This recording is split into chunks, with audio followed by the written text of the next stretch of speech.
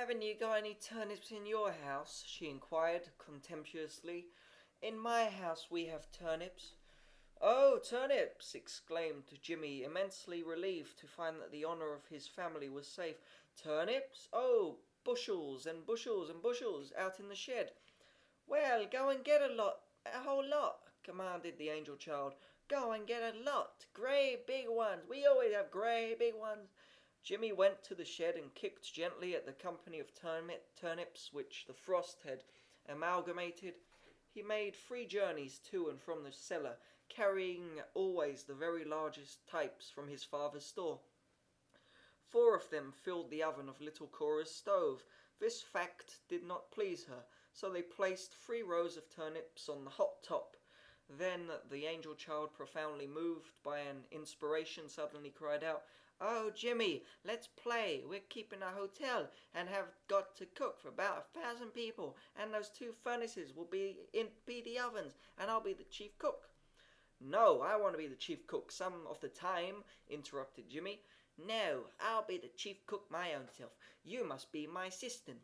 Now, I'll prepare 'em, see? And then you put 'em in the ovens. Get the shovel. We'll play that's the plan, or the pan. I'll fix 'em, and you oven, hold it still, now." Jim held the coal shovel while little Cora, with a frown of importance, arranged the turnips in rows upon it. She patted each one daintily, and then backed away to view it, with her head critically sideways. "There," she shouted at last. "That'll do, I guess. Put 'em in the oven." Jimmy marched with his shovelful of turnips to one of the furnaces. The door was already open, and he slid the shovel in upon the red coals. "Come on," cried little Cora. "I've got another batch nearly ready." "But what am I going to do with these?" asked Jimmy. "There ain't only one shovel." "Leave 'em in there," retorted the girl passionately. "Leave 'em in there, and then play. You're a-coming with another pan. 'Tain't right to stand there and hold the pan, you goose." So Jimmy expelled all his turnips from his shovel out upon the furnace fire, and returned obediently for another batch. "These are puddings," yelled the angel child gleefully. "Dozens and dozens of puddings for 1,000 people at our great big hotel." At the first alarm, the painter had fled to the doctor's office, where he hid his face behind a book, and pretended that he did not hear the noise of feminine revelling. When the doctor came from a round of calls, he too retreated upon the office, and the men consoled each other as well as they were able. Once Mrs. Trescott dashed in to say delightedly that her tea party was not only the success of the season, but it was probably the nicest tea party that had ever been held in Whilomville. After vainly beseeching them to return with her, she dashed away again, her face bright with happiness. The doctor and the painter remained for a long time in silence, Trescott tapping the reflectively open upon the window pane. Finally he turned to the painter and, sniffing, said, "What is that, Willis? Don't you smell something?" The painter also sniffed. "Why, yes, it's like turnips." "Turnips? No, it can't be." "Well, it's very much like it." The puzzled doctor opened the door into the hall, and at first it appeared that he was going to give back 2 paces, a result of frizzling turnips, which was almost as tangible as mist, had blown in upon his face and made him gasp. "Good God! Willis, what can this be?" he cried. "Whee!" said the painter. "It's awful, isn't it?" The doctor made his way hurriedly to his wife, but before he could speak with her, he had to endure the business of greeting a score of women.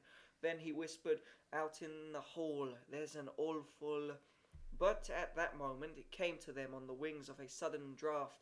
The solemn odour of burning turnips rolled in like a sea fog, and fell upon that dainty, perfumed tea-party. It was almost a personality. If some unbidden and extremely odious guest had entered the room, the effect would have been much the same, and sprightly talk stopped with a jolt, and people looked at each other. Then a few brave and considerate persons made the usual attempt to talk away as if nothing had happened. They all looked at their hostess, who wore an air of stupefaction. The odour of the turnips grew and grew. To Trescott it seemed to make a noise. He thought he could hear the dull roar of this outrage. Under some circumstances he might have been able to take the situation from a point of view of comedy, but the agony of his wife was too acute, and for him too visible. She was saying, "Yes, we saw the play the last time we were in New York. I liked it very much. That scene in the second act, the gloomy church, and all that, and the organs playing, and then when the four singing girls came in." But Trescott comprehended that she did not know if she was talking of a play or a parachute. He had not been in the room 20 seconds before his brow suddenly flushed with an angry inspiration. He left the room hastily, leaving behind him an incoherent phrase of apology, and charged upon his office, where he found the painter somnolent. "Willis," he cried sternly, "come with me. It's that damn kid of yours." The painter was immediately agitated. He always seemed to feel more than anyone else in the world the peculiar ability of his child to create resounding excitement, but he seemed always to exhibit his feelings very late. He arose hastily and hurried after Trescott to the top of the inside cellar stairway. Trescott motioned him to pause, and for an instant they listened. "Hurry up, Jim," cried the busy little Cora. "Here's another whole batch of lovely puddings. Hurry up now and put 'em in the oven." Trescott looked at the painter groaned. Then they appeared violently in the middle of the great kitchen of the hotel with 1,000 people in it. "Jimmy, go upstairs," said Trescott, and then he turned to watch the painter deal with the angel child. With some imitation of wrath, the painter stalked to his daughter's side and grasped her by the arm. "Oh, Papa, Papa," she screamed. "You're pinching me, you're pinching me, you're pinching me, Papa." At first the painter had seemed resolved to keep his grip, but suddenly he let go of her arm in a panic. "I've hurt her," he said, turning to Trescott. Trescott had swiftly done much toward the obliteration of the hotel kitchen, but he looked up now and spoke after a short period of reflection. "You've hurt her, have you? Well, hurt her again. Spank her," he cried enthusiastically. "Spank her, confound you, man. She needs it. Here's your chance. Spank her, and spank her good. Spank her." The painter naturally wavered over this incendiary proposition, but at last, in one supreme burst of daring, he shut his eyes and again grabbed his precious offspring. The spanking was lamentably the work of a perfect bungler.